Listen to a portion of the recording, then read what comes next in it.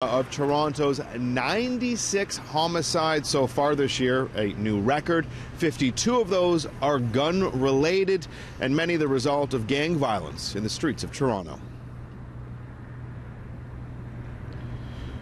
These are just some of the jarring, brazen scenes that have played out in the streets this year. Today, Police Chief Mark Saunders was asked what kind of legislative changes he'd like to see lawmakers take.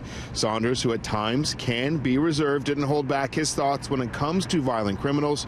He believes the criminal code is outdated and needs to be changed to get more gang members behind bars.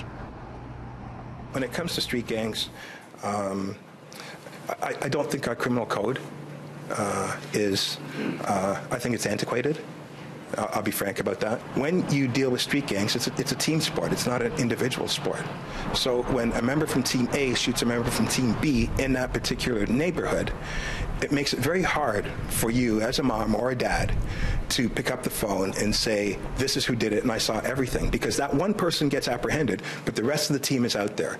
And their fear for retribution and a whole host of other things too. And so I would like some methodology in which we can still get that information and translate it so we can make it into a courtroom somehow. We get a tremendous amount of calls from the public whenever shootings happen. It's not that the members of the community are uncooperative, but it's not evidence. There are people that would be willing to provide that evidence if there was some mechanism in play that was better than what we have right now.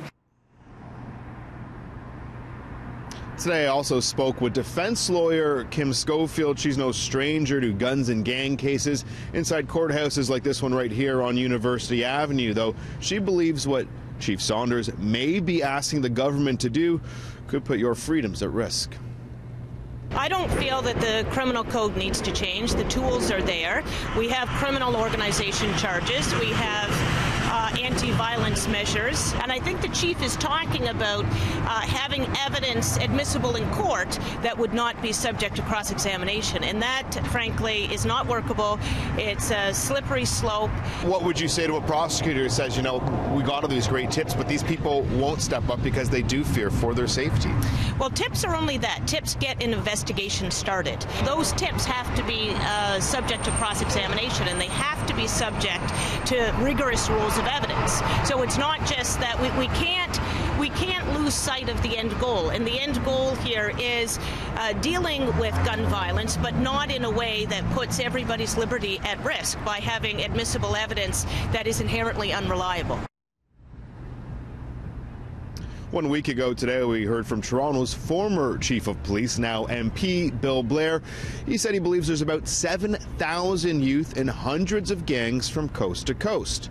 Chief Saunders says his hope in the new year is to sit down with lawmakers and have some frank discussions about the, quote, nuances of street gangs.